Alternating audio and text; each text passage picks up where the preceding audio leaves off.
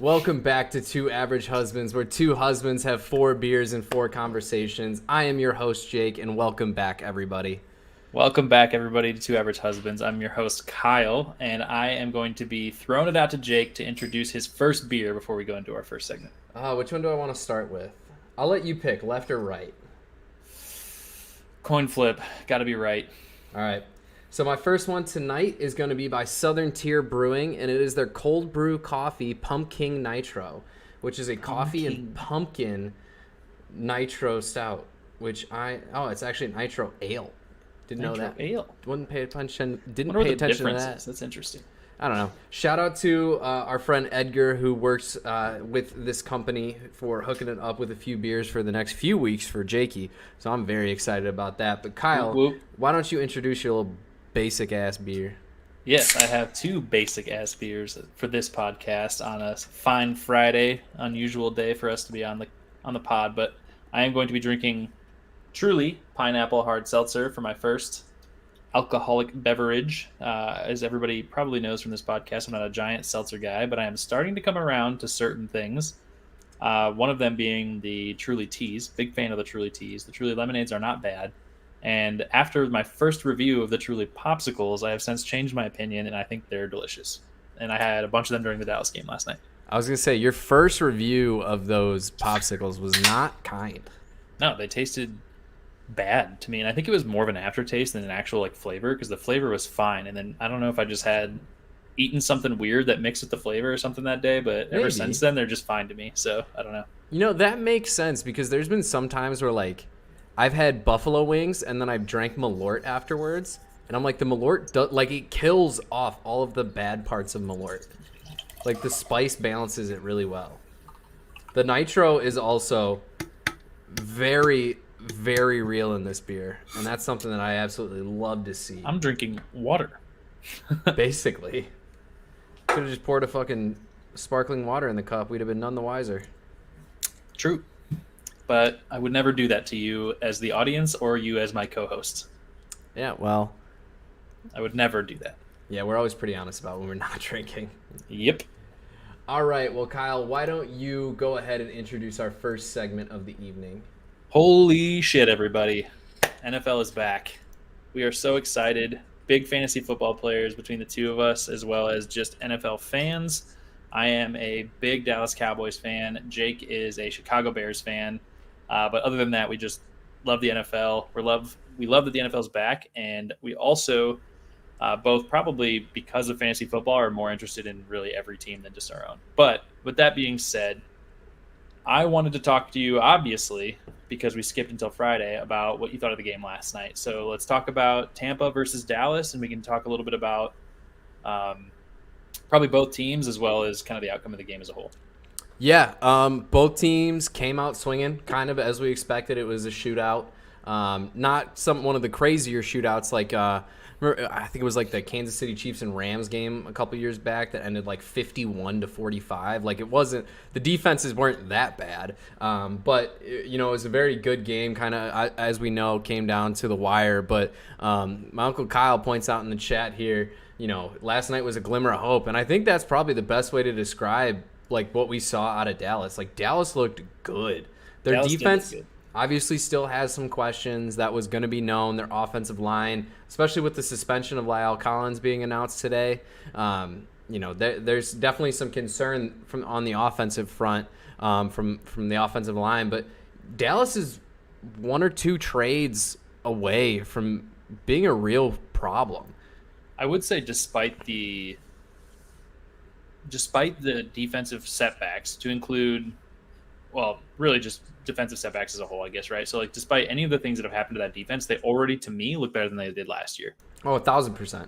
And so, especially seeing Micah Parsons last night for the first time in an actual full-length game, he is good.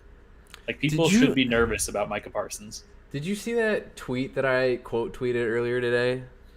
I don't think so. It was a video of Micah Parsons in coverage, and it's a very specific technique that linebackers are taught. But it just goes to show you that just because somebody puts football in their name, they don't necessarily know what they're talking about. Because this man was acting like Parsons was completely lost on the play. The play type is called, the technique is called robot. Essentially, you're First move is to go for the run. If the run's not there, it's your job to get back. If you backpedal into coverage on a play action, you are not going to reach your coverage there. So essentially what you're taught to do as a linebacker is break for the run on a play action. If it's not there, you have to turn around and run, and you are basically looking for a crossing route. You are looking for an in route. You're looking for something that you can quickly cover. Sure, something in the middle, yeah. If you don't know what you're looking at, it does look bad. But if you have some semblance of knowledge about how defensive football is taught to players, especially a player who is a linebacker who is meant to play coverage at times. We know Parsons isn't the greatest coverage linebacker in the world right now, but he can hold his own. And if he improves on that, Dallas is going to, one, have a superstar in their hands, but two, he did everything the right way. And it goes to show you that some people don't know what they're talking about. But that was a little bit of a tangent. But like you're saying, that Dallas defense arguably played a very good game. Like, Tom Brady's going to put up numbers no matter what you do. Sure. Those wide receivers on that offense are going to burn you no matter what. One of them is going to burn you, whether that's Antonio Brown, whether that's Chris Godwin, whether that's Mike Evans. Somebody is going to go off. And I think that Dallas did a really good job of limiting Tampa from really taking control of that game like they could have. And Jake and I watched the game together last night virtually while we were on Discord together, and I said it out loud right when it happened. I was just surprised that even on the very first drive that Dallas stopped Tampa. Yeah. The fact that Dallas stopped Tampa on drive number 1, I'm like, hey, we're already off to an excellent start for the Dallas defense, because last year you could have literally just run the ball 400 times and Dallas would do nothing about it and you'd win the game. Yeah.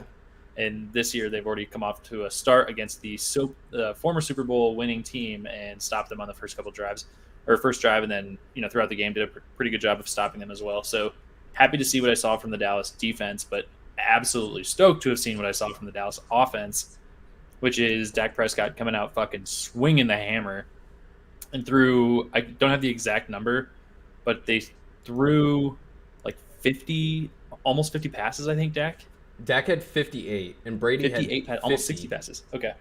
Yeah, so, I mean, like I said, it was this is, in my opinion, where the NFL is going. It is a passing league. Running is great, but if you can have an elite passer like a Dak Prescott or a Tom Brady, that gives you such a distinct advantage against other teams, especially teams that don't have elite pass defenders. Not to knock cornerbacks on Dallas, not to knock the cornerbacks on Tampa. They aren't that great. On either team, for sure. On either team. There's just nothing special about any one defender that was in that game last night from a defensive back perspective. Sure, yeah, agreed. Obviously, the defensive lines of both teams have a lot of talent, a lot of talented linebackers between the two as well. But their coverage leaves a little to be lacking, and both teams exploited that. There's a reason that Dallas ran the ball as little as they did.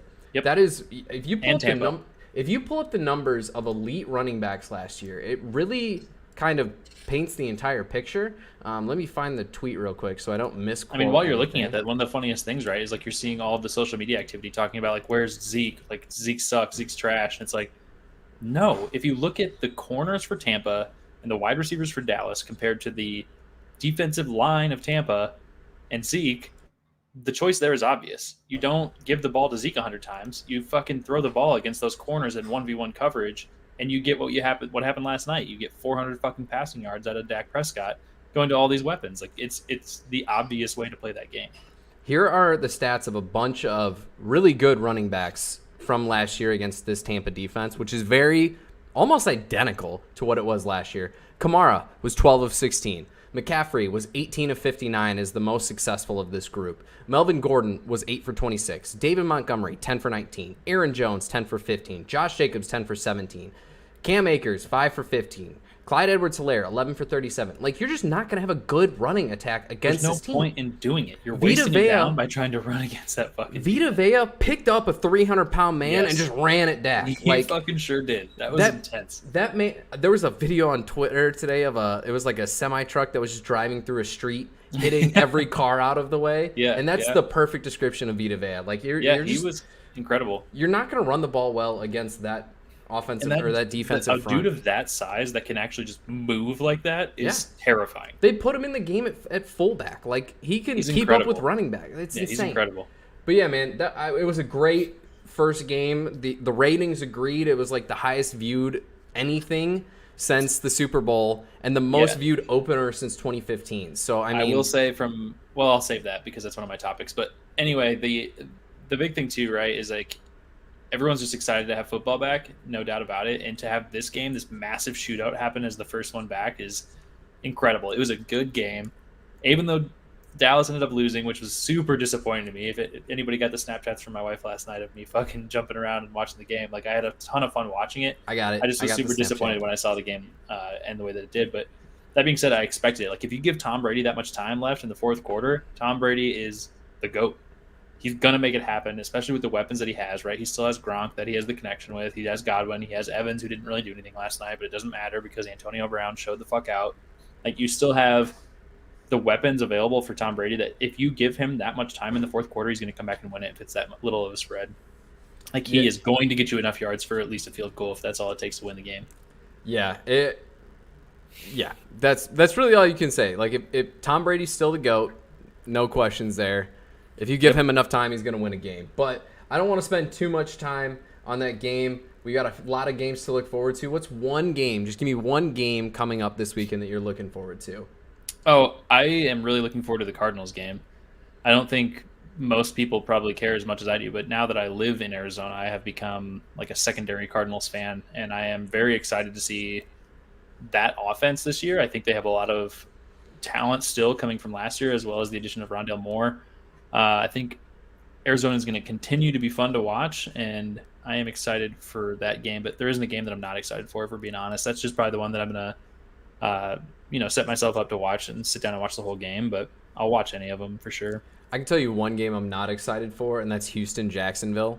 Like, I get True. the cool part is that it's Trevor Lawrence's debut, but overall, I couldn't care less about that game. I have almost no fantasy implications of it. I've got like 1 or 2 Marvin Jones shares and 1 LaVisca share, and that's I think it would be really it. fun too to watch like the Arizona game from a pure standpoint of like Arizona could beat Tennessee. Oh yeah, that's going to be a great game. And so I think it's going to be another shootout like there was tonight. I think it'll be a fun game to watch. Really less of a shootout and more of a ground game in that one for sure. While you watch Kyler Murray try to tear up the field and then Derrick Henry just go nuts. But yeah, it's going to be fun to watch. But I agree with you, dude. The Jacksonville-Houston game, like who cares? I am thinking about playing Trevor Lawrence like I talked to you about though in one of our dynasty leagues because, you know, how could he not exploit the shit out of the Houston defense? And the Houston offense is going to be terrible. Honestly, that might be the one reason not to play him is because the Houston offense is going to be so bad that there's a good chance that Trevor Lawrence can lead that team to an early lead, and then they just run the ball with James Robinson for the rest of the fucking game. Yeah. I don't know, but we'll see. Yeah, that could go either way. The Arizona-Tennessee game, if I'm not being a homer, would be my pick for the game I'm most excited for. It'll be fun. But man, you got your Cowboys opening day. I need my Bears opening day. We're probably gonna fucking lose. We're playing fucking Sean McVay and the fountain of youth that is his team, where everybody just seems to show up and show off. So we're going to lose, probably. But it's going to be exciting to see. I want to see how Andy Dalton does. I want to see how quickly Justin Fields can get on the field. So yeah. We need to build our whiteboard in the background somewhere, either at your house or my house, and we need to get the board together for our bets for the season. Because I would love to put a bet on the board right now for which game Justin Fields takes over as a starter for the Bears, because I am excited to see it, and I think we'd probably be able to make a pretty good bet out of that. But I don't know. I'll try and I'll go to the dollar store, get us a whiteboard. Just throw it on the door back behind you or something. Yeah. So real quick before we transition out of football, I will say my guess, week 5. Yeah, I think that's a fair assumption. I do think personally, I think he's going to take over sooner than that. I think you're going to have this game, which is going to be extremely tough, right? Like you're playing a pretty solid defense, obviously, and you're going to have a game that you're already expecting that you might lose. And I think that for the Bears front office, right, they already promised Andy Dalton he's going to be the starter, but he's going to come out in this game, likely lose, probably not look very good, which is a very good excuse for the Bears front office to go, Justin Fields? You know what I mean? So, like, I wouldn't be surprised if we see him as soon as game 3, but I could be wrong. I talked about it. I was on the Dynasty Digest podcast, which is with the JWB guys. By the way, my first article published today. So if you want to learn about some sleepers for this week, go check it out. JWB Fantasy Football. But I said it on the podcast that, the Bears and Matt Nagy have committed for Andy Dalton to start week 1. Yeah. That is really as far as the commitment has gone. It Exactly. wouldn't shock me to see Fields week 2. But I'm being conservative. I think during the game of week 5, if we're like 1-3 and we're close with the Raiders and they think Justin Fields can win that game, Fields wins that game and then gets the Packers the week after, that'd be like a movie in my mind. See, that's kind of the same concept for me. I don't know what the schedule looks like exactly. Who do they play in week 3 for the Bears? Week 2 is Bengals, week 3 is Browns, week 4 is Lions, week 5 is Raiders. So exactly, right? So I could see it too, especially if Andy Dalton doesn't win against the fucking Bengals. Like if the Chicago or the Bears can't fucking beat the Bengals, then I think there is a relatively good chance that you see Fields in game 3. But who knows? I'm not a fucking head coach. I don't make these decisions, but I could definitely see that happening as well. We are not wizards, Harry. But that wraps up our NFL segment. We are very excited for Sunday. Oh, God, so excited. It's very excited. It's going to be a problem. It's going to be a bad day to be a Truly. We'll put it that way.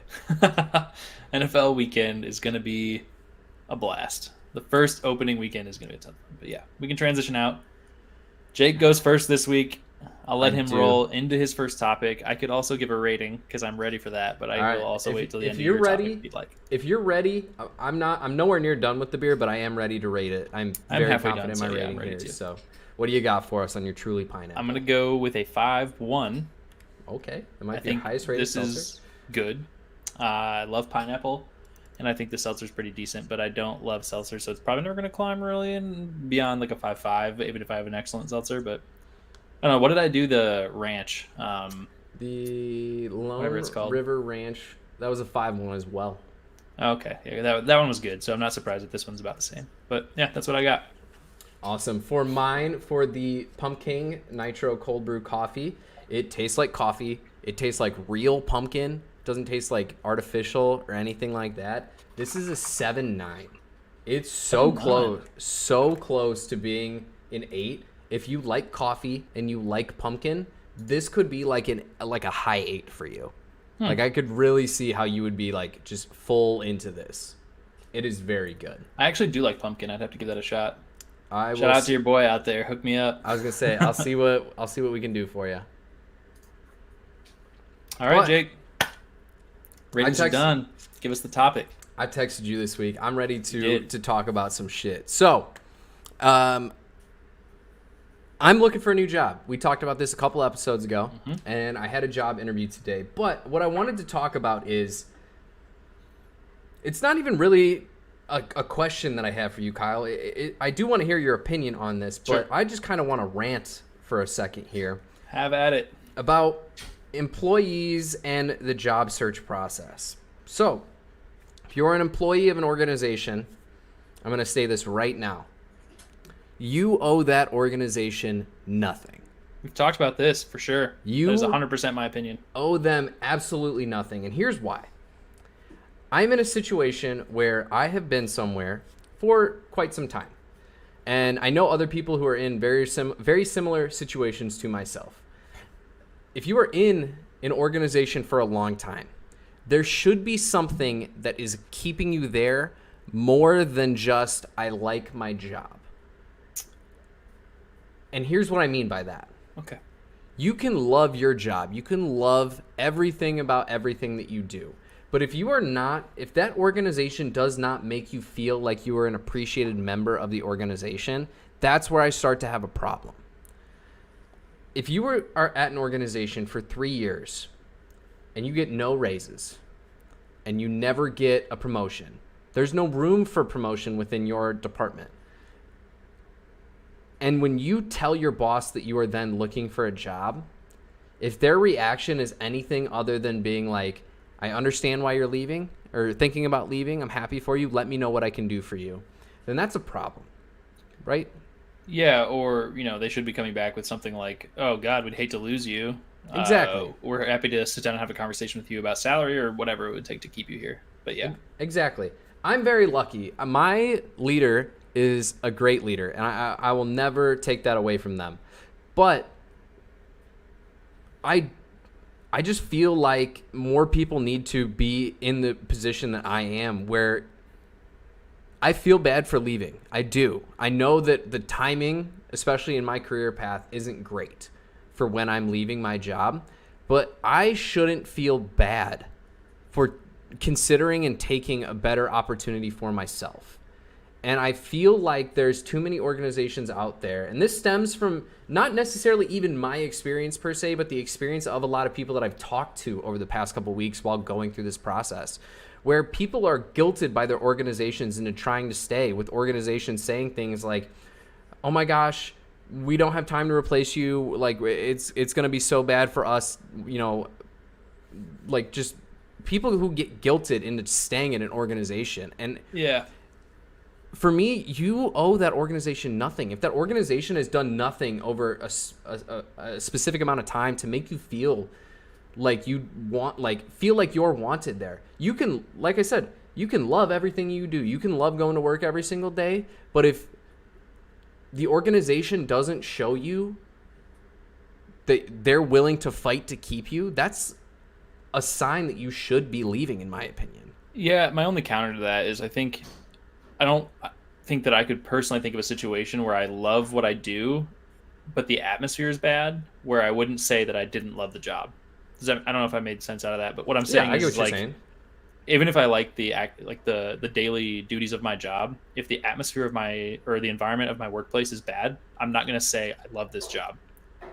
And so for me, like to say that like I love this job isn't enough to keep me is a little bit misleading from the way that I would go about this, because for me, like if I love the job, it's because of all of those things have reached a point where I'm satisfied across the board, or at least at meeting a bare minimum of what it would require to me to want to stay, right? So if my leadership sucks, then I don't love my job. You know what I mean? So I get what you're saying. That's my only counterpoint, and that's kind of like nitpicky of what you're saying, but Yeah, and I definitely get what you're saying. My point more so is, especially in an organization where you are not directly involved with the leaders who are making those decisions, for example, I'll just be honest here. I love my job. I love my team. I love my coworkers. I don't love the way that my organization handles my specific department. sure. And I have no say over that. No matter how much I fight, everything has to go through multiple levels of approval, where no matter how much I or anybody within my department fights for our department, we are not treated the same as other departments are. Yeah, that sucks. And that sucks. Exactly. Yeah, that sucks. Like, I love my actual job. I love, like I just said, I've said it, I love my job. I love the people I work with. I love what I do. But I can't stay at a place forever where I don't feel like I'm wanted. Yeah. Like, we're treated as replaceable until we go to leave. And then we're told that we are the one doing a disservice. Yeah, that's fucked up. That's fucked up. That's kind of a toxic workplace by definition, honestly. In a sense, yeah. Yeah. And I don't like that at all. I'm definitely never going to say that about like where I work or anything like that. It's definitely not toxic. And it's something that we kind of like, you almost sign up for the field knowing that, like, in a way. But there comes a point where it's like you have to be given, like, the opportunities can't be held against you, and you can't be treated differently.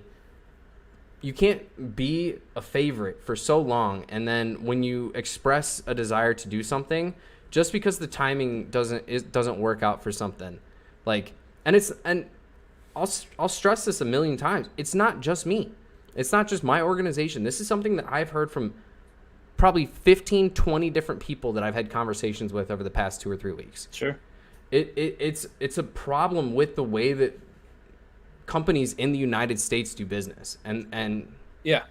and that's it.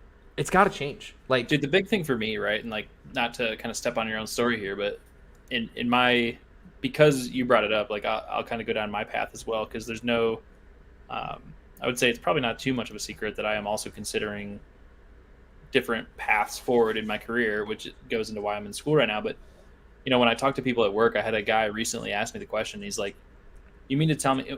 Okay, so this, and it stems from a previous conversation where I said, like, currently in what I do, the current place that I work has given me the most job satisfaction that I've had in my current job.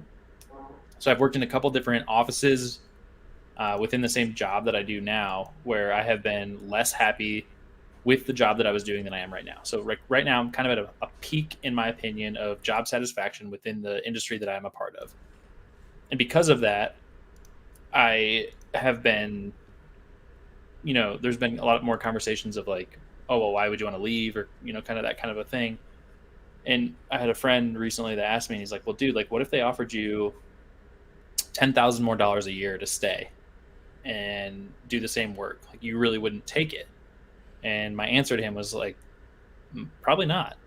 Because even if I like the people that I work with, and my job satisfaction is high, at the end of the day, just because I'm happy with what I'm doing doesn't mean that I feel connected to the job that I'm doing. Like, this isn't something that I see myself wanting to do as a lifelong career. Right. Like, I enjoy the work. I get some fulfillment out of it, and I truly enjoy the people that I work with. But that doesn't mean that I'm going to dedicate, the next umpteen years until retirement, just because there are certain factors of the job that I find to be, beneficial to me or to financial stability or whatever. Like, there isn't enough factors there that are present that are like driving me right now currently to go, yeah, I want to do this long term.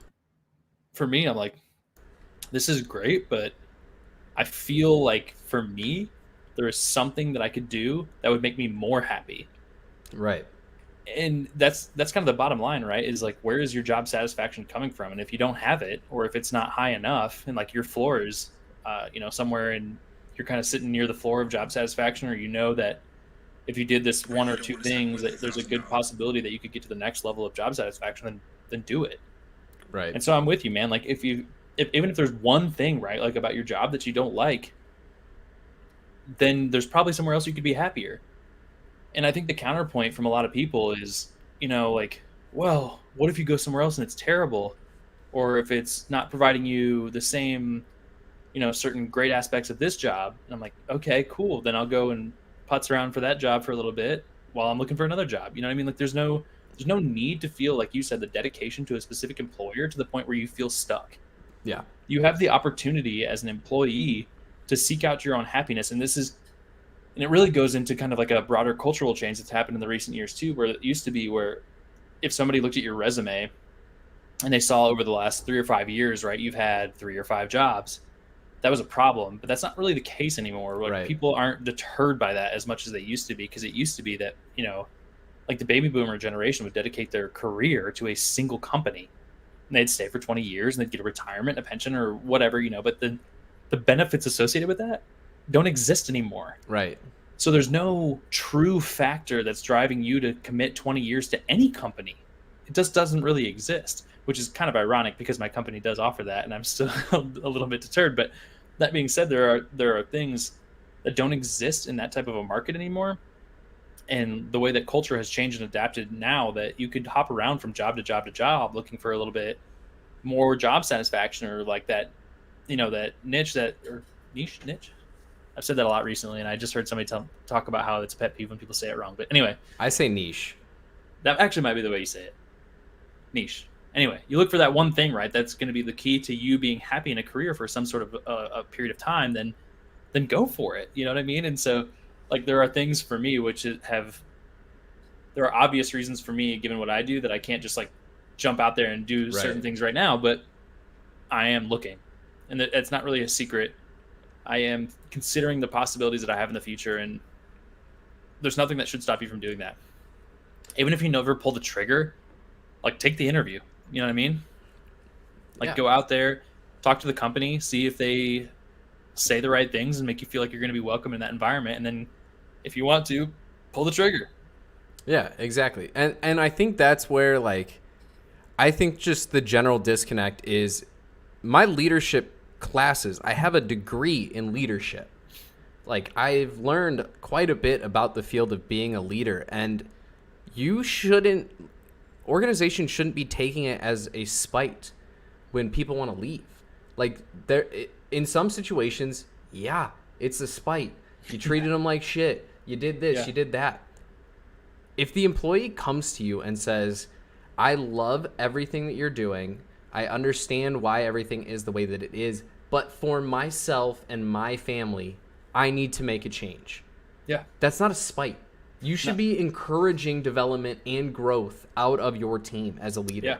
And if you're a business owner or you are a leader right now and you are not doing that, you are doing something wrong and you are doing a disservice to your people, because that's the kind of thing that will come back to you, especially in a modern day and age where we have websites such as Glassdoor, which is, if you're not familiar, it allows employees, both current and former, to share salary information about their jobs as well as review the organization as a whole. And if you treat employees poorly, that is going to reflect on you now more than ever. Sure. Social media definitely changes that kind of thing, which I would consider Glassdoor probably a type of social media.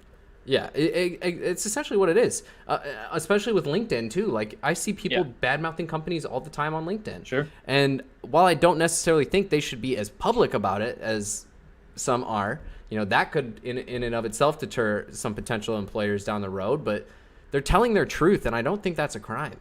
Like, I don't think if you go to a leader and say, I need to better my situation for myself, I don't think offense should be taken to that. I don't think so either.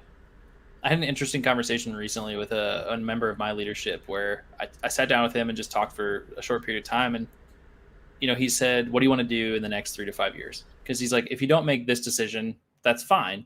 Because he's kind of just, there are things they want me to do, and I'm not sure about most of them, right? So he's like, if you don't want to do this, fine. But what do you want to do? I need to know what you want to do. He's like, because at the end of the day, all I want to do is help you get there. And that's the first conversation I've had probably with a member of my leadership, probably ever, where they really made it clear to me that the consideration was me and what I wanted, and not, hey, we want you to do this because we think you'd be a great fit. Right. Or like, hey, we want you to do this because it'd be great for the organization. Like he changed the way that he worded the conversation to say, hey, like, I want to do this for you. You tell me what you want and I will help you to get there, which is, it was a incredible experience as an employee to have that conversation switch to that angle. Because even if at the end of the day, like, I didn't give him a plan that day, I didn't really talk about much more that day, but just to hear that type of a conversation out of a leader is significantly better than hearing something from the angle of the employer, right? Where like, hey, we want you to do this, or we think this would be great for the organization. Like, you don't, although those things are great, and like maybe you buy into that type of thing, but like at the end of the day, if they're not putting it in the perspective of the employee, it's not selfish for you to want that. And somebody else told me that, and that kind of bothered me. It's like, it's not selfish for you to want to think about your own happiness and your own future. Like, nope, I don't buy that argument at all. Like, I think it is 100% like the employer should be looking at ways to connect you with potential pathways that are going to make you happy, but also benefit the organization, right? And if they can't do that, then you should be looking elsewhere to find that sort of an opportunity. Yeah, I mean, the way I look at it is, I'm the one doing the work, right? You are thus paying me for the work that I am doing. I owe you nothing outside of the work that you are paying me for. Correct. I owe you absolutely nothing. So in theory, I have all the power. Yes, it's not even a theory. You absolutely do.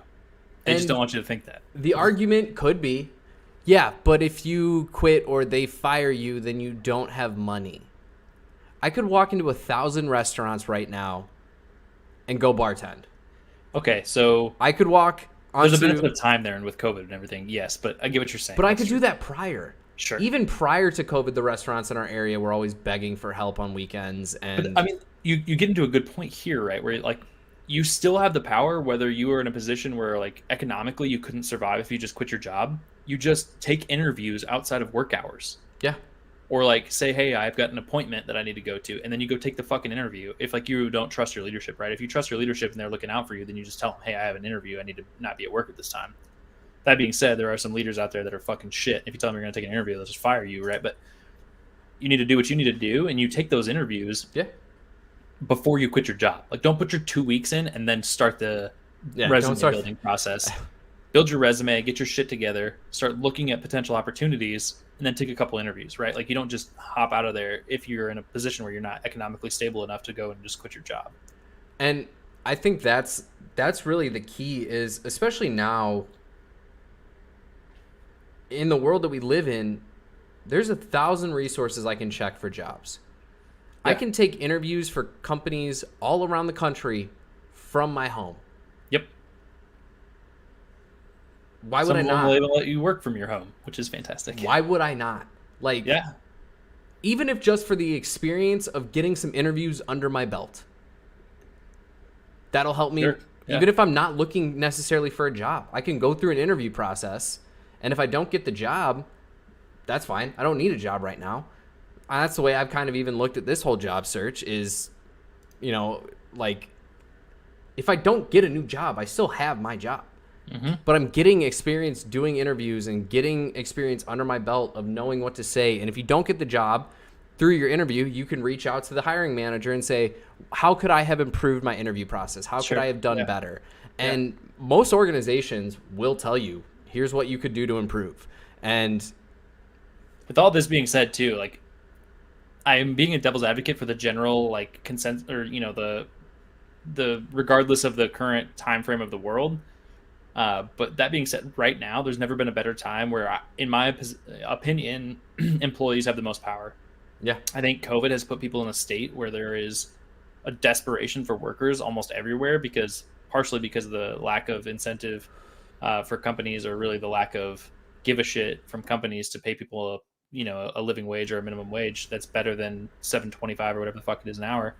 But that being said, in general, there are a lot of people that have either taken work from home jobs or they have gone on unemployment because of the pandemic. So right now, people need workers. And so if you are out job hunting or you're thinking about job hunting, now might be the time to do it, honestly, because you've never been in a position where companies are more desperate and we're willing to work with you to get you into a position where they can fill that slot. You know what I mean? So there is a lot of opportunity in crisis right now to get you into a job that you might like better than what you're at right now.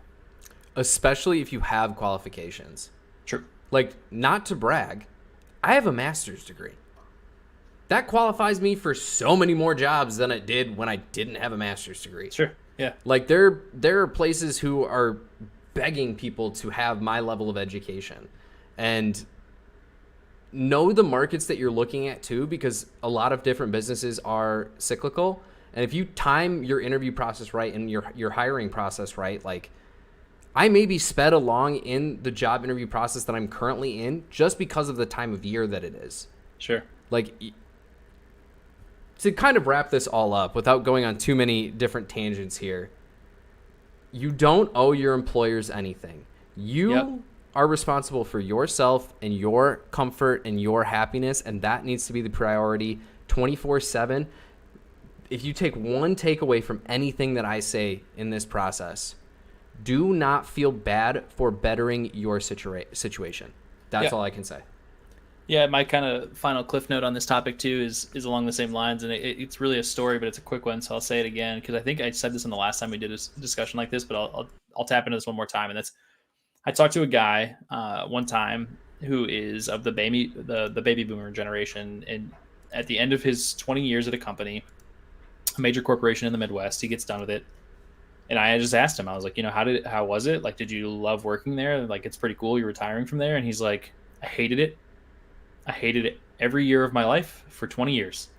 But he's like, but now I'm set. I'm retired and everything's great. And I was like, so you spent 20 years miserable so that in your 50s you could be happy. And like, I don't know if it clicked in me or, in that moment, or if I just kind of realized that is something that I never want to have to say in my life. I never want to be at a point in my life where I go, I have hated it for the last 20 years just so I could retire and be happy now, which is, and it's kind of shaped my mental process on what I will do in the long term from a career, because I'm never going to be that person. I refuse to have that experience in my life. And it doesn't need to be a situation where I'm necessarily in the same financial, bracket. Like, and Uncle Kyle said this too. Money isn't the thing that equates to happiness. And even if somebody paid me more money to stay doing something that I wasn't really happy with, then I'm not doing it. You know what I mean? I'm not going to say for 20 years that I was unhappy, and I'm not willing to do it. And I think that was an impactful story for me, or an impactful moment to hear him say that to me when I was younger. Definitely. Yeah. It's like the old it's probably happened in real life, but I've heard it as kind of like not really a wives' tale, but just a story of the guy who very similar. He dedicates his whole young adult to mid-adult life working for a company, grinding away, working extra hours, working on the weekends, all of this to retire early. And the day after he retires, he has a heart attack and dies. Yep. Yeah. Yeah. I think it's an old adage. And I think that, like I said, you don't have to suffer. You don't have to hate what you're doing to put yourself, just be comfortable putting yourself in a better situation. There's absolutely nothing wrong with that. And even if you don't absolutely love that new situation, do it while you find a better situation. Yeah. That's what I've told Sometimes Jess. you're going to have to leap and be a little comfortable being uncomfortable, take a chance and kind of go out and do something to figure out if it was worse or better than your previous situation. And again, too, like I said, as long as you're intelligent about the way that you're going about it, you're not going to put yourself in a position where you're not going to be able to feed yourself or pay your rent or mortgage or whatever. Like, you need to be intelligent about the way you're going about it, but that doesn't mean you don't have the ability to shop and figure out something that's going to better your circumstances. That's what I told Jess. She was like, "What if you don't like the new job?" I find a better one. I find a better one while making more money than I'm currently making. Yep. I'm not stuck there forever. I'm not signing a 5-year contract or a 10-year contract or a 20-year contract. Yeah. Nope. Not doing that. I'm showing up, and when I'm ready to move, I'll move.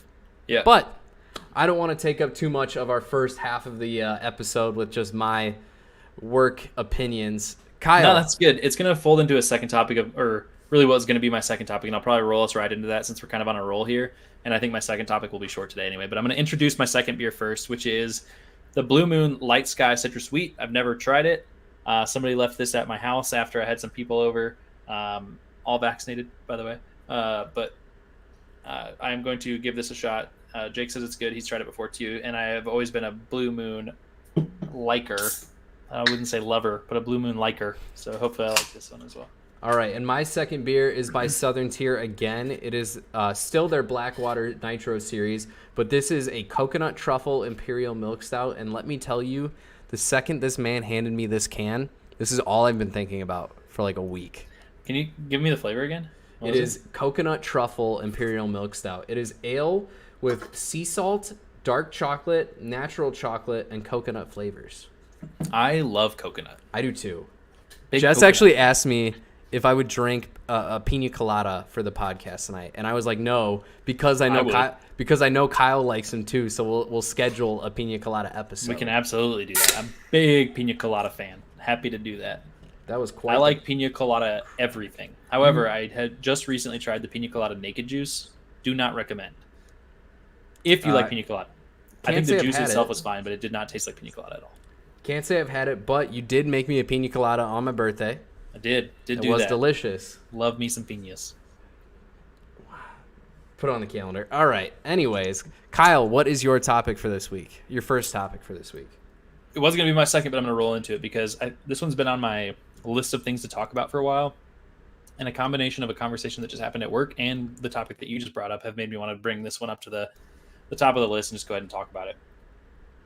The topic is, how do you ensure quality employees, right? So how do you as an employer shape the employee to be productive and quality for your environment while also maintaining their level of job satisfaction to keep them in the company, right? So the big thing, right, is how do you keep people productive but also happy? And the reason I ask this is because I think it goes into I think there's a couple categories here, and I'm sure there's more, but kind of the way that I've broken this down in some conversations that I've had is, do you rely on the self-motivation of the employee, right, where you're just thinking, my employee is going to be good at their job because they want to be good and they want to be constantly getting better, right? So they want to be doing those extra trainings or whatever, getting to that next level all the time, and they're just self-motivated despite any sort of deliberate, whether it be feedback or rewards or whatever, right? So are you relying on the self motivation, or are you relying on some sort of a deliberate method of shaping them into a better employee while also trying to keep them happy? So I, believe it or not, saw a TikTok about a very similar topic today, and it was this. It was basically how you should properly compensate your employees and how you should make your employees motivated to produce at the level that you want them to. And Uncle Kyle makes a great point here. It does matter their level of personal interest in the field. If you put me in a fucking tennis store, I don't care. I'm never going to be as productive as you want me to be. So them liking what they're doing is a huge part of it. But you need to base. You give an example though, right? Like, so I'll cut you off just really quick, because you've given an example, right, of like there are plenty of people, tons of people, right, that are in those type of, I don't want to call it meaningless work, but like less specified jobs, like your fast food employees, or God, what's the terminology that recently came about because of like fast food workers and everything that we're working through the pandemic? There's a terminology that's been much more specific because of the pandemic, and I'm blanking on it right now. Yeah, I don't. Essential employees, right? So you're essential workers. So you're essential workers, like your people that are doing all of that type of industry work that you might take for granted on a daily basis, but at the end of the day, it's still necessary. So like those types of positions need to be filled, right? So your fast food workers and your janitors and all that, those other type of jobs, right? Like they are things that must happen. But of course, somebody's not going to say like, my dream has always been to work at fucking McDonald's, right? Like that's probably not the case for most people, but that company still has to figure out how do you keep that employee motivated while keeping them happy in their position and keep them productive, right? There has to be some sort of a way that you do that. Otherwise, you're going to fail. Like your company's not going to work. So that was kind of the point of the TikTok too. It was all about prioritizing value and time the proper way. So the example that was given there, if I'm hiring you to make a logo for me, I as an employer need to find out what motivates you. Yes. So are you motivated by an hourly wage? And am I as an employer comfortable paying you that wage? Because say I have a budget of $10,000. I'm telling you I will pay you this amount of money per hour for these hours up to $10,000. Sure. That tells an employee that they can take up to, what's the math on that, 50 hours to accomplish the task, 500 hours, whatever it works out to be. They can take that amount of time. Whereas if I tell you, if you complete this, I don't want you to take any extra time, but you as an employee are then motivated to potentially take extra time in the thoughts that you're getting paid by the hour. I can take some extra time to complete this task. And if I go over, you owe me more money, regardless of what your budget is. Yep. Take the extra smoke break. Exactly. Yeah, sure. But if I can show you that I'm motivated to complete that task quicker, then you as an employee are motivated to get that task done quicker, because it can mean that you get a new task while receiving the same amount of pay.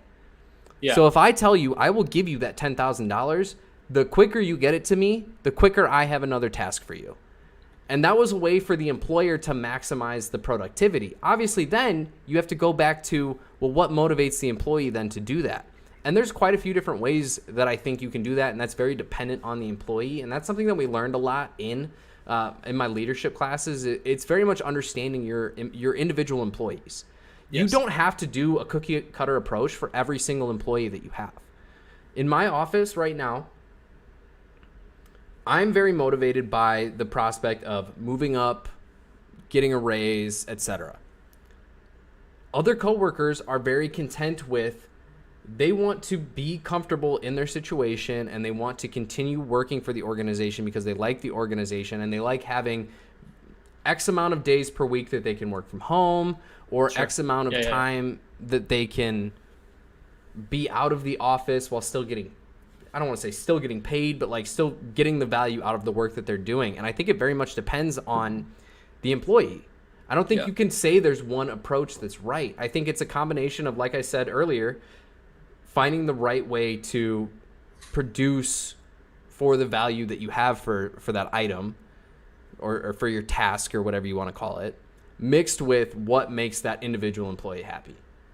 Yeah, I think it's interesting really to look at the case of a salary employee, right? So if you look at somebody that's getting paid $50,000 a year, right? They know I'm going to go to work from 9 to 5 every day from Monday to Friday, and I'm going to get compensated the same, right? I'm not hitting the clock in button. Sure, there might be some sort of a problem if you're not showing up to work on time or whatever, right? But like you're not your wage is not dependent on a timestamp, probably if you're on a salary employee, right? You're doing the Monday to Friday thing and you're getting paid by the year on some sort of scale, right? So if you look at that employee and you look at them in a you name it, right? So like it's hard to point out specific like some specific examples based on what I know, but like if you look at just any type of job environment where you have an employee that's making a salary wage, how do you get that person to get better at their job?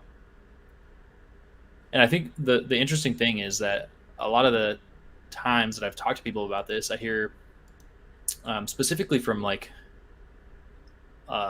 leadership, I guess is what I would kind of blanket this as, is people are like, oh, well, those people are motivated. They're going to get out there. They're going to do a lot of self-study and self-improvement, and they're going to become better. And they're just naturally going to get better at the job. So like, there's nothing that I need to do as a leader because these people are all going to do it themselves. And I think it's almost hilarious when you think about it. Like for me, like I don't understand that approach. And so I think there's a mix in there somewhere, like a blend of mandatory and deliberate development of an individual to make them better at their job, right? Like you have to do some sort of hands-on something. You can't just 100% rely on the individual to want to get better, but you Right. also, and there's probably, 10% of the people in that organization that are just very motivated. They're driven to be top 10% of their organization. They want to be great at everything. They want to be recognized, all these things, right? But then there's probably a middle, very large percentage of those people, like 60% maybe, I don't know, I'm just making up numbers here, but like of people that are like completely content not being in the spotlight. Mm-hmm. They just want the salary every year, and they're gonna go in, do their normal activity, but like they might be doing it at like slightly lower quality than somebody in the top 10% that's working a little bit harder to get better at that job. So it's difficult. I don't know what the answer is, but an organization has to have some sort of a methodology to come up with a plan to develop their employees to be better at the job, whether they're super invested in it or not, but also keep them happy. And it's tough, man. Like I get that that's tough. It comes down to motivation, and you have to know your employees and whether they are intrinsically motivated or extrinsically motivated. Yeah. And you have to know which of your employees, if I tell you I will give you $1 an hour raise if you complete this task at this rate, and there's going to be tons of people in your organization who are perfectly fine doing more to get paid a little bit more. And there are some people who are just going to find pure motivation in accomplishing a task, in fulfilling a need, etc. And there's no one way you can do it. You have to be willing to implement both in your organization to truly be successful at the task of increasing production while keeping people happy and motivated. And I think Uncle Kyle too, and I think what you're alluding to is the same. You're both right in this concept of like you have to take it outside of the blanket approach and take it to an individual level. But there is some, at some point you have to think about, how do I get everybody to the same baseline? And in order to do that, you kind of have to bring everybody in for some of that same type of training and that deliberate development and everything, just to kind of, you're feeding all the same information to the people that are really, inspired to do great work, but you're also trying to help elevate the people that are maybe not so motivated. And there's a lot of different things that you can do here. And I think this conversation needs to be revisited maybe a couple of years down the line when I can use some more specific examples. But I think I know that it's tough, but some people are in situations where like you can't just leave the job, right? So, but there are also expectations of you. And I think some people in certain salary positions are in a place where they could do really not much, right? Like they can do the absolute bare minimum, squeak through and get their paycheck, right? But a company is never going to want that, right? Like they don't want the bare minimum worker. And so, yes, they need to figure out, how do I motivate this person? But at the end of the day, if they absolutely don't care about the job, there still has to be some way for the employer, while you're there, even if your job's hunting and trying to look for something that fits your needs better, like there has to be a way for the employee or the employer to motivate you or really force you to be productive at more than the bare minimum, right? Like I guess in saying that, it's a little bit ironic too, and I understand that, and saying like the minimum is not enough, but truly if you're doing the minimum, like that is like by definition enough to get by, right? So I don't know, it's just tough. Like I've tried to think about this from the sake of being a leader in an organization. Like how would I do it? And I don't know what the right answer is, but I know that you can't just as a company go, my employees are going to want to be the best in this organization all the time, and so they're going to strive for it. Like you can't do that. It's And it's just not going to work. There's a very famous Gary Vee clip about this where at one of his talks, a person asks him, how do I get my employees to care as much about the work as I do as the CEO? And he said, you were fucking delusional if you think that is ever going to happen. Exactly. Nobody is ever going to be as invested as the person who runs or founded a company. Correct. And so and as Gary Vee points out, you have to find ways. You have to be creative. You can't just accept that people aren't going to, if you're a leader, you can't accept that people aren't going to be motivated. There is always a way to motivate your employees. Yep. And it comes down to you can't be a manager, you have to be a leader. You have to take charge and understand that you are working with human fucking beings. And you have to take the time to understand each of them as individuals to know how to get the best performance out of them.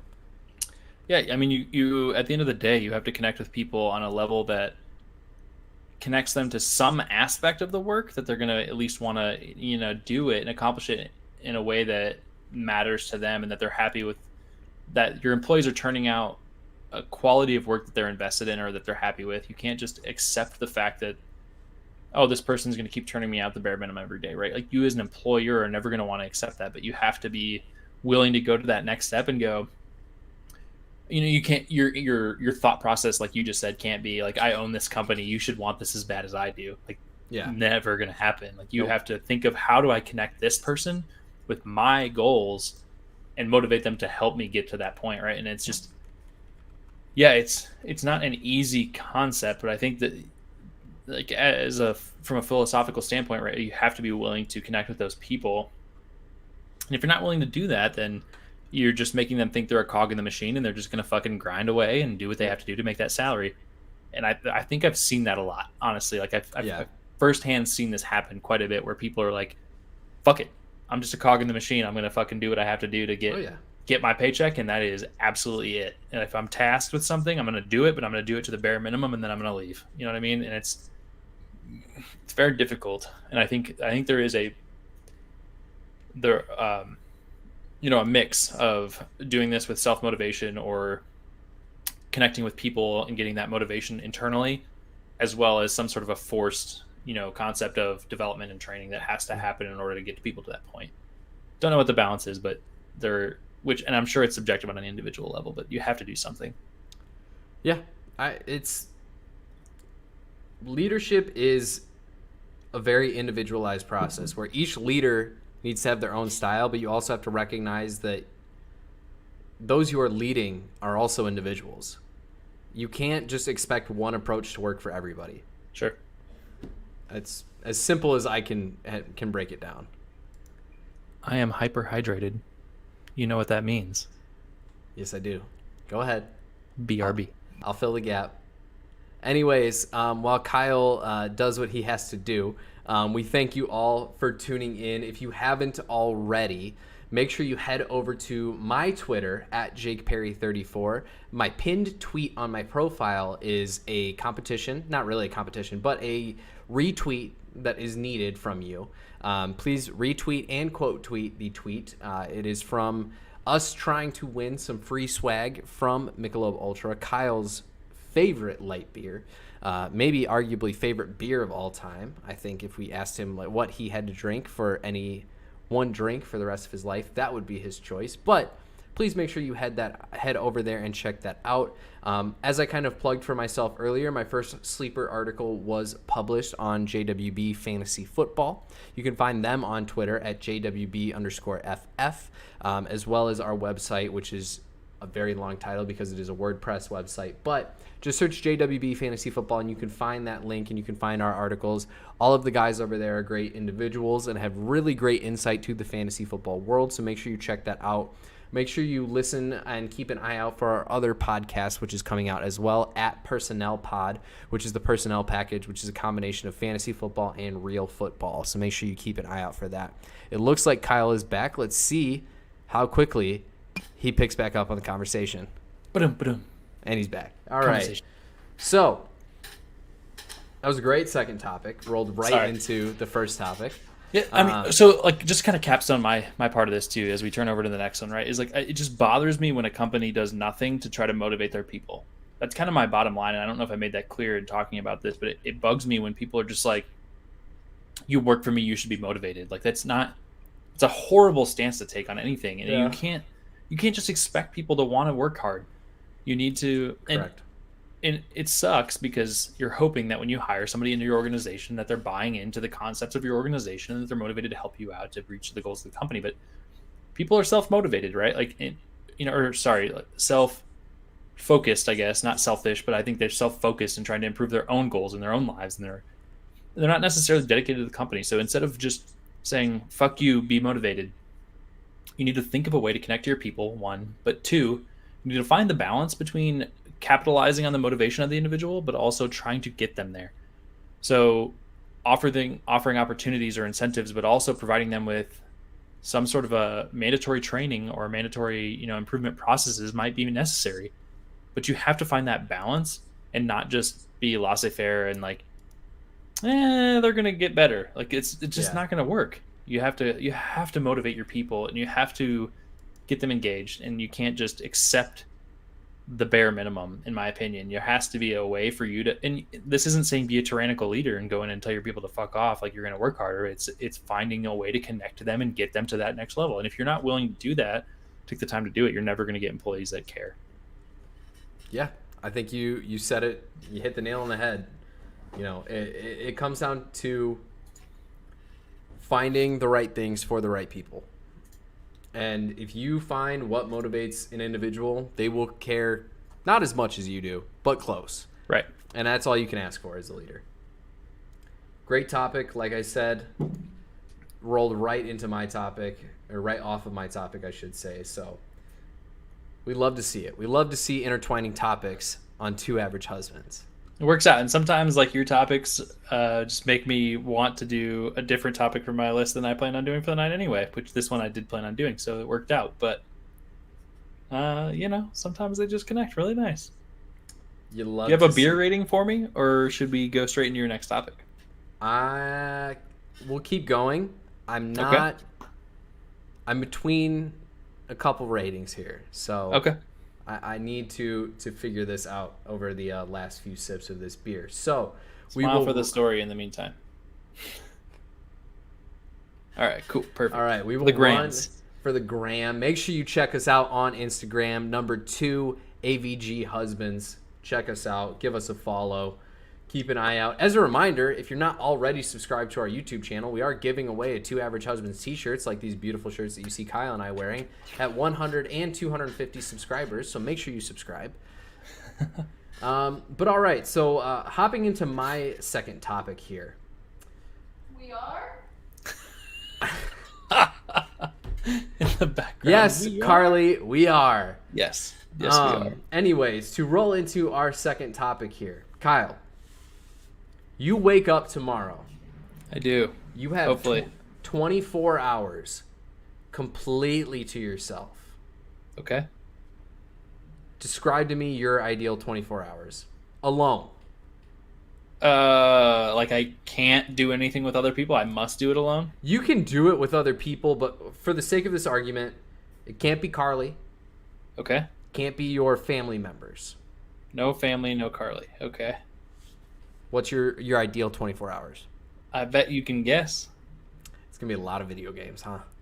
Well, so the big thing is, right, like, it's no secret that I love video games. And so for me, if I get a break, from all things life, right? Like there's nothing, I have absolutely zero responsibility, no schedule, no anything for that day, and I'm not allowed to spend it with my wife or my family. There's a pretty good chance that I'm going to go for the video games. So for me, this probably starts with an early shotgun of a beer with the boys. What kind of beer? Michelob Ultra, obviously. Shout out to Michelob Ultra. Feel free to like us and retweet us on Twitter for the audience so we can get that package from Michelob Ultra. So look at those retweets.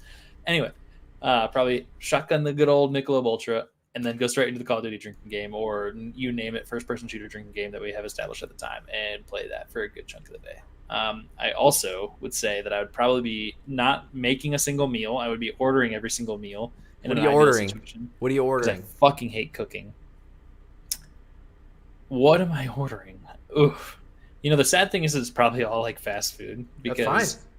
Mostly because from a perspective of what I'm doing on my day like that, I'm not going out of my house. Right. And so like I want something like I'll be playing games. I'm like, ooh, I'm hungry right now and I want something quick. So I'd be looking at like a Five Guys because it's right next to my house. Hop across the street, get a Five Guys burger if I really want to leave my house. If I don't want to leave my house, I'm looking at ordering a pizza. Papa John's probably because I love me some PJs. I don't know. And then I'd probably be just surfing the interwebs on somebody that'll deliver close to my house so I can try to get some sort of a dinner in there Hitting too. up DoorDash, Uber Eats. Yeah. Grubhub. And I'd have my morning would start off with a nice cup of coffee while I'm waiting for the boys to get onto their gaming system of choice. What kind of coffee? So currently, and this goes into a different topic that I have a different time, but right now what I'm drinking is the Costco, so the Kirkland brand whole bean coffee. I grind it myself because I'm fancy pants. Preach. But it's I think it's called a house blend if I remember right. Could be wrong, but I'm pretty sure it's just their house blend, which is actually produced by Starbucks, but it's significantly cheaper than Starbucks coffee. So I would compare it in concept to kind of like a Pike Place, but I don't think it's as bitter, so I think it's actually better. So love me some Costco brand coffee. Coffee, maybe a little bit of breakfast. Who knows? I don't know. And then roll straight into the shotgun as early as possible. And then immediately following that, straight into the games with the boys. The problem is we're all fucking adults that have responsibilities now, and we can't really dedicate days like this. Hey, we do find the time. In your ideal 24 hours, I'm dedicating whatever you want. That's what I'm saying, right? So like we got to figure it out. So Dane, me, Jake, probably one other person that we'd have to find. We've always had kind of like hit and miss fourths in our squads for games, but the boys are playing games that day. Let's just say that. That being said, though, if that was not possible, I would, and I've still been craving this in my life, and it's maybe other people can connect with me a little bit on this. I don't know, but I have been really, really wanting an RPG that's just good and pulls me in for a long period of time. Mm-hmm. I haven't played an RPG that pulled me into the world of the game for fucking long time. Like the last one might have been like Dragon Age in the early years of that series. It's not really an RPG, but I'd say the last one that kind of did that for me was Destiny. It's probably the that's why I wouldn't categorize it that because Destiny sucked me the fuck in too. But that's the closest. It's really a first-person shooter, and they just changed the format of it a little bit. So I wouldn't even say that's an RPG. It was a first I'm person. talking or was it like third person? quest style RPG, and the closest I think actually that I would say after Dragon Age was definitely like if you would call it that, I would say The Witcher. Like a quest-based sandbox game, I would say The Witcher, and then in God of War, right? Like both of those were fantastic games, but even then, I'm looking for like character creation, like start to finish, like fucking pull me into the game type of a world of game, and I haven't had it forever. If we're talking a game like that, the last one that did that to me was like Fable 2. And honestly, the Fables were good too, and I played those prior to really the Dragon Age, and then a little bit mixed into as they were coming out with the later ones. I think Fable 4 was like the last one. I can't remember, but yeah, I think those were pretty decent games too, and they pulled me in as well. But the Cyberpunk kind of tried but failed, and so I really am I wouldn't mind just sipping some coffee in the morning, diving myself into a RPG and playing that throughout the day too. But For what it's worth, at the Xbox Games Showcase in July of 2020, a new Fable was announced. Nice. Speaking of the devil, I have a shout out. Don't let me forget about a game that's coming out that I have to talk about. It's Knights of the New Republic. Well, that's pretty close to what the name. There you go. KOTOR is being remade, so we don't really have to talk about that in the terms of like my ideal 24 hours. KOTOR is being remade. I think there's a lot of skepticism on the internet right now, and my brother sent me some articles on some shit that I should read into about the developer of the game and how apparently the new main writer for the remake of KOTOR actually has hated KOTOR in the past. So maybe not the ideal candidate to write the game, but I don't know. We'll see what happens. That being said, though, KOTOR is coming out, and I will play it probably regardless of whether the writer hated the game in the past or not. Makes sense. My ideal 24 hours, since I made you be descriptive, I will be descriptive. Sure. Let's hear it. So wake up, start my morning off with a nice little workout.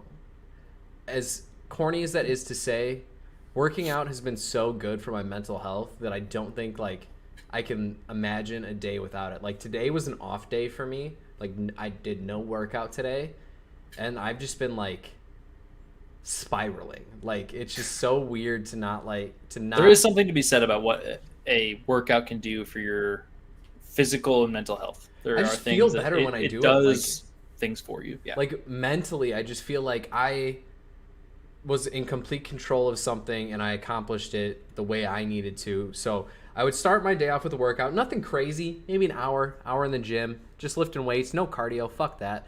Definitely didn't do legs on that day either. It was probably a nice back and bicep day, my favorite. Into breakfast, I'm gonna start my breakfast off with a Monster Rosa, which that is. It's one of the Ultra series, so it's their 0 calorie series. It's the pink can. I don't know what an Ultra series is. It's 0 calories. Have you ever seen the white monsters? The ones I got. Oh, a Monster energy drink. Okay. Yes. Gotcha. Yeah. And So you it's said Monster Rosa. I was connecting that as one thing. As maybe yeah, that was yeah. a food or something. Okay, I'm Makes tracking. sense. I got you. No, yeah. So Monster energy drink. That's gonna be my drink to start my day off. Okay. My breakfast is gonna be biscuits and gravy. Love B&G. Big B&G guy. Couple fried eggs, a little hash brown, a little bacon. That's gonna be the breakfast. After that, I'm gonna go golfing. Okay. Maybe not a full 18, maybe 9 holes. Nice little hour and a half, 2 hours, get that over with. Have a few drinks on the course, couple claws. Dude, my problem with that is when I dedicate myself to golf, which I'm a terrible golfer, but I like to go for the drinks. When I do it though, I'm tuckered out. I play 9 or 18 holes and then I'm just done. I need to go take a fucking beer coma nap. Step your game up. Anyways, so I'm gonna go play some golf, and then the day is my oyster. And what am I doing with it? I'm playing fucking video games. That's what I'm doing. That's right. I'm gonna be on with Kyle, playing the drinking game, 30 claws deep. I need to broaden my horizons a little bit though, because I need to be a bit more specific too. So if I could be anywhere in the world at a given time, right? So I would start my day with Waffle Stop with my grandpa. If I could throw it out, because I love me some Waffle Stop with my grandpa. It's a restaurant, a breakfast restaurant back home. And I would do that, have a cup of coffee, then come home, then shotgun my beer, then go into the drinking game. My breakfast would be from Montezuma Cafe, which is now closed, but was in Montezuma, Iowa. Hands down, best breakfast I've ever had. You can feed 15 people for $80. I will say an entire day at Harry Potter World in Orlando, or at Orlando Universal, would do it for me too. I had an incredible experience there, just fucking deep diving into the world of Harry Potter, and it just was nostalgic for me because I'd never gone as a kid when I was really into the Harry Potter series, but I went as an adult and I just fucking melted into that shit, dude. I fucking loved Harry Potter World, so I could do that too.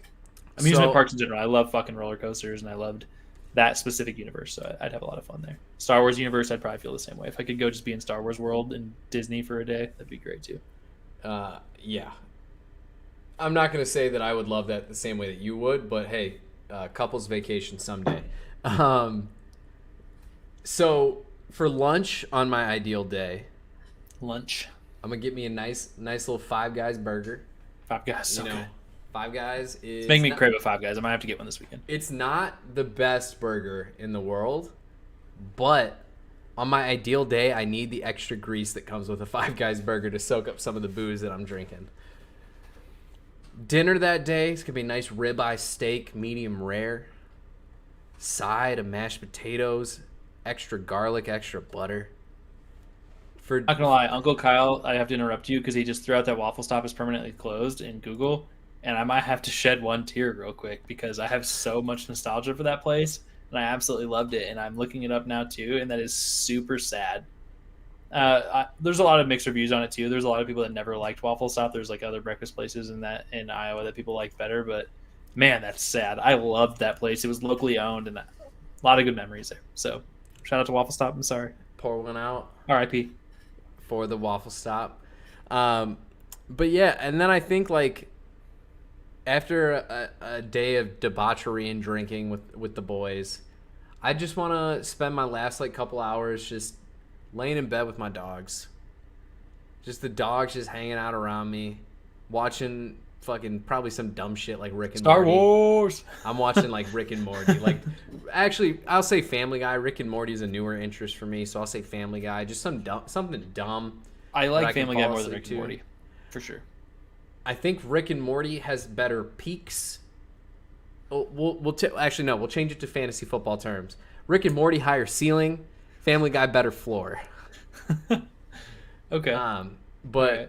yeah, I we're both guys that don't need a ton to be happy. That's one True. thing I've learned. And True. we have a lot of very similar interests in that. So I'm not surprised that our ideal days are not too different. But It's funny that we can be so opinionated about jobs and what it takes to be happy in a job, but then we're like, yeah, it doesn't take much. I'm happy with anything. And, really, like outside of work, regular- like we don't need a lot. Like no, I don't. give me some beer and a video game and I'm good. Yeah, it's pretty easy, man. I'm a pretty easy person to please. So, Yeah. All right. Well, I'm ready to rate this beer. all right, let's hear it. The reason I needed a moment was I was debating whether or not this would take the cake as the highest rated beer Shit. in Two Average Husband history. Okay. And I have decided That it is. is not. Oh, okay. It is very, very close. If it had a little bit more coconut, it would be. Love me some coconut. It's got coconut, but I need a little more. Okay.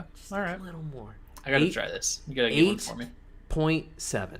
8.7, not bad. Still a good beer. Ties the second highest beer in Jake's Two Average Brothers history. Two Average Husbands. Average history. Brothers. Who the fuck are the I brothers? read I Two guess we could be Brothers. That's okay. I read Two Brothers as I said it. It's honest mistake. Two Average Husband history. Close enough.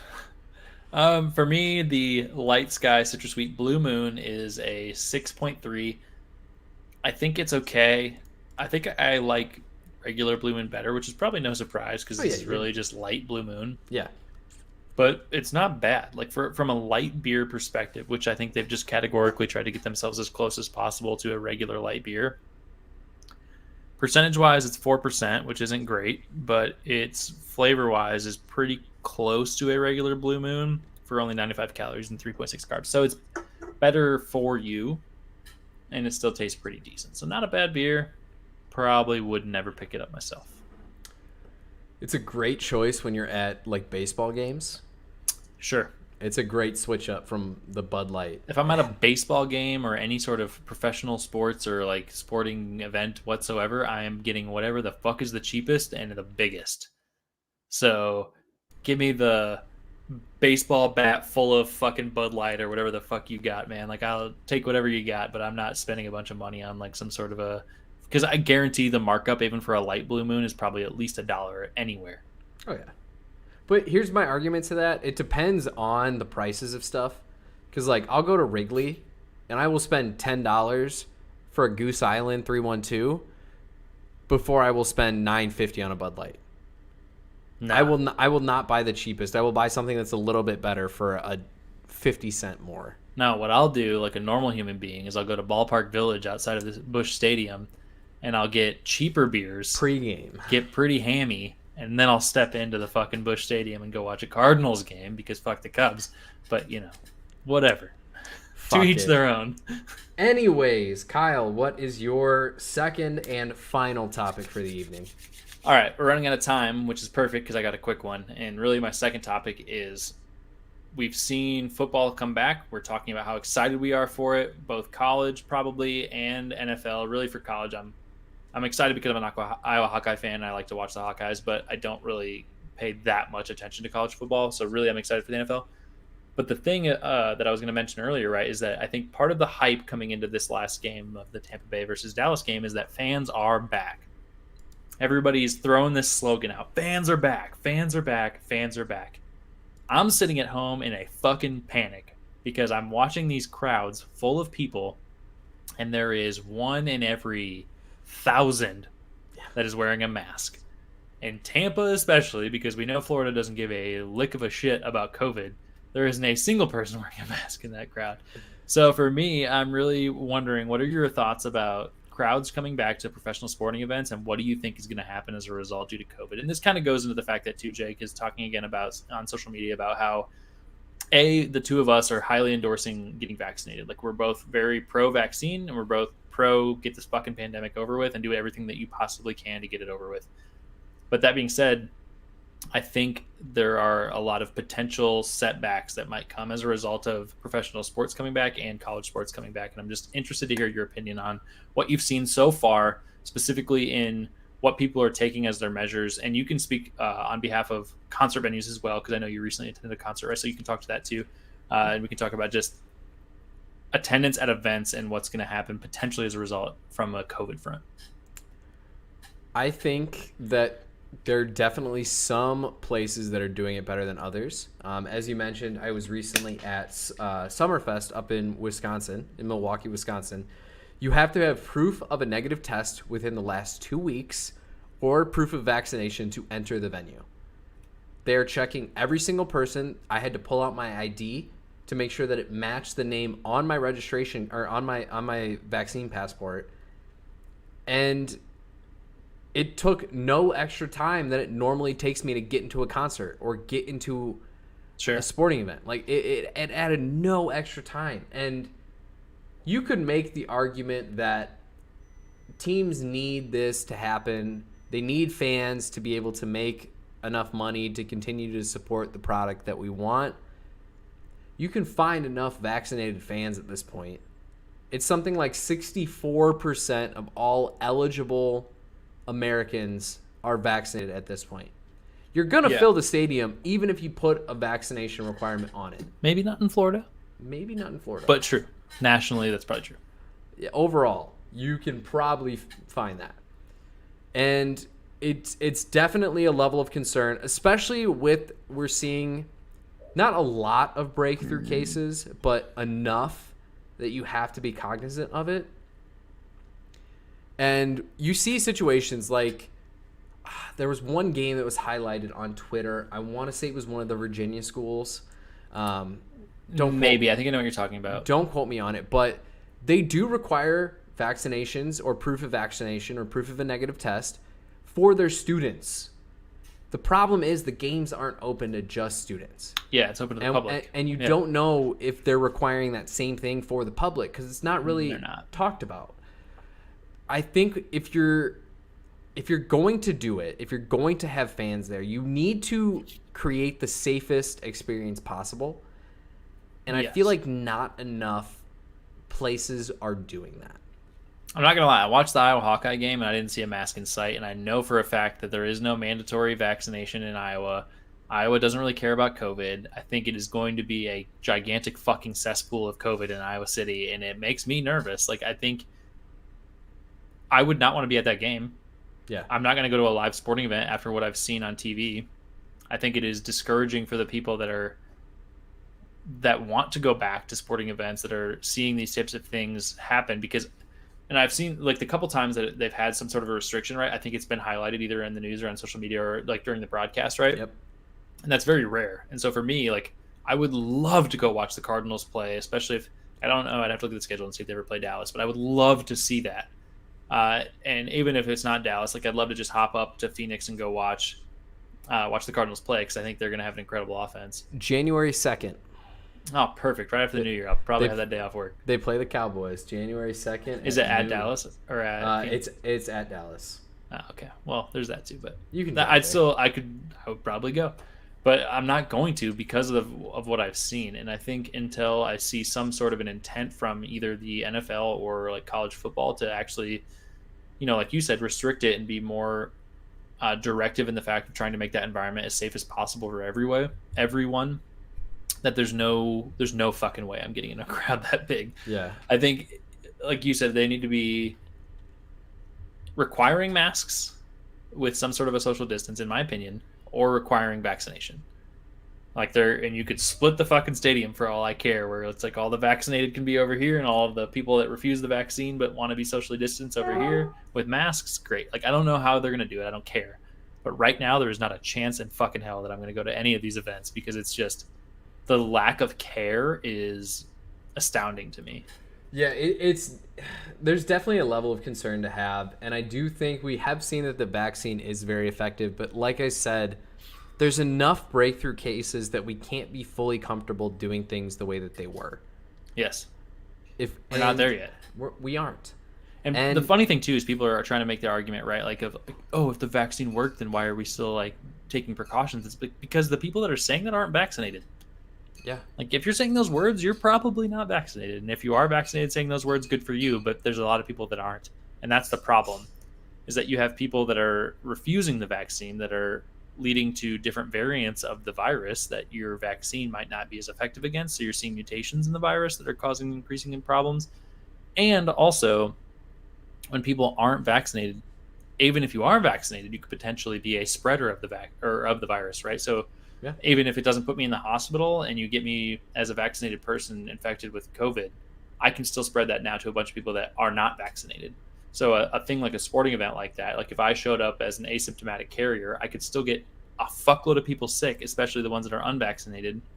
And even the ones that are vaccinated, it's not going to probably send them to the hospital, but they could be sick and they could get symptoms. So the pandemic doesn't just end because a certain segment of the population got vaccinated. That's not how it fucking works.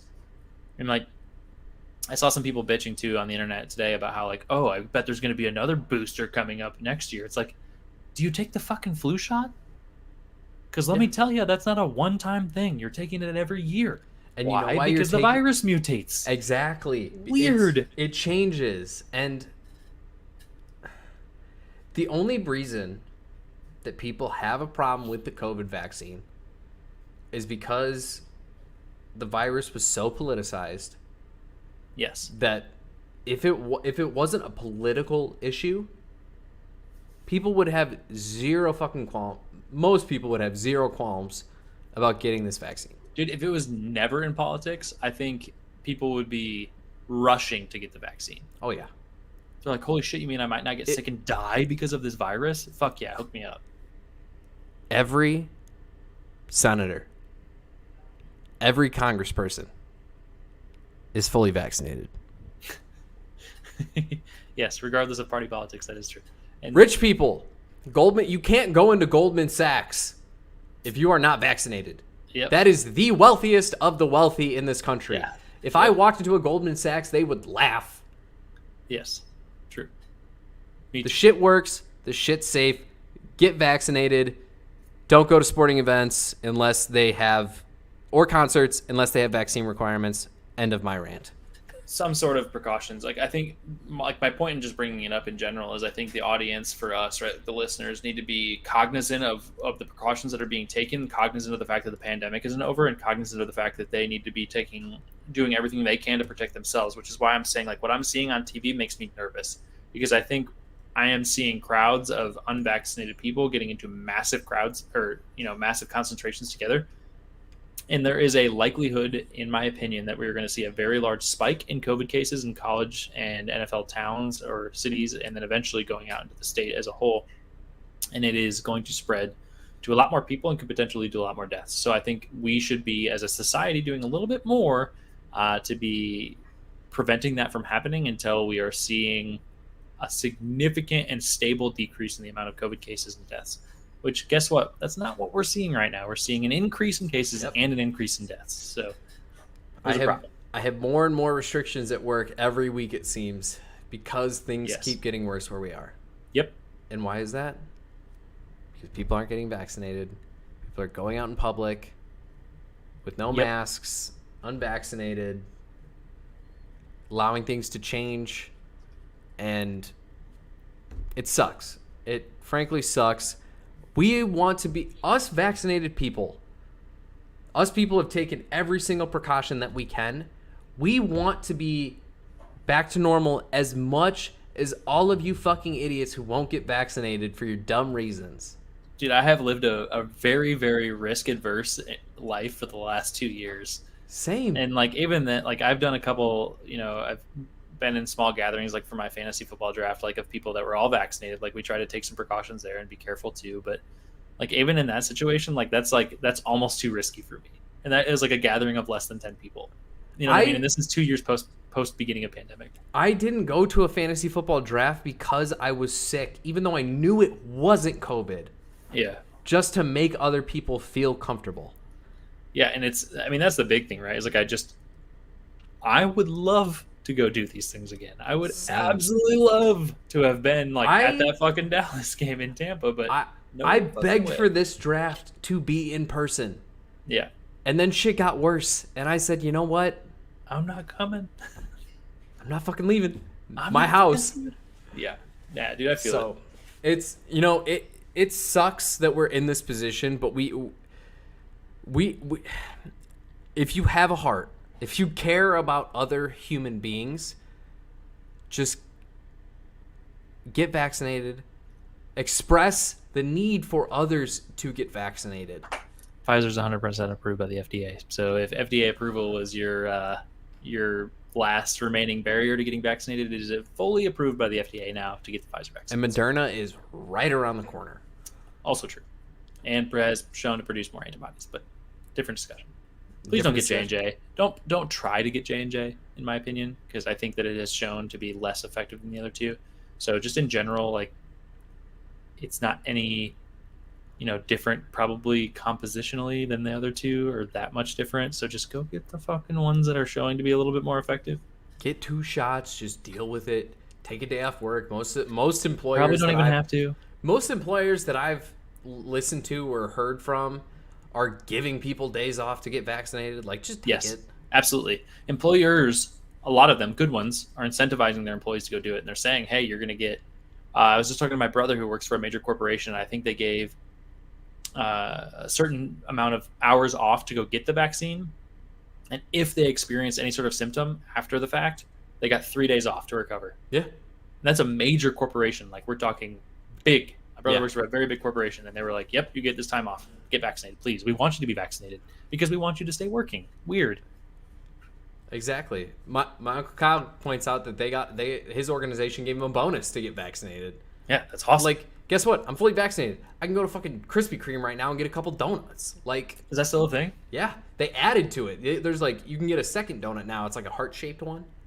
Oh man, I never went and got my first one. There's actually a Krispy Kreme not that far from my house. I don't have this weekend. The closest one is 45 minutes for me, and there's better donut places around me, but different story for a different day. There's better donut places here too, but if they're free, I mean, I will wrap up my opinion on it by saying this: get vaccinated. Yes, please. Be healthy. Yes, please. And then we can get back to normal. Wash your hands. Wash your hands. hands. All of the normal fucking preventatives. Wash your hands. Wear your masks. They're not that bad. Guess what? I can't breathe normally as it is. I have a deviated septum. I breathe just fucking fine with a mask on. Wear your mask. I fucking go to the gym and work out in a mask, and it gets a little sweaty, and that might be a little gross, but I can breathe fine, so I don't want to hear the bullshit. Yeah. I ran a couple miles 2 days ago in a mask, so get out of my fucking face. Y'all are fine. Get vaccinated, and guess what? If 100% of the eligible population gets vaccinated, 3 weeks from now, we're all fucking sitting on the beach, maybe depending on your weather probably situation. Like 8 weeks, but yeah.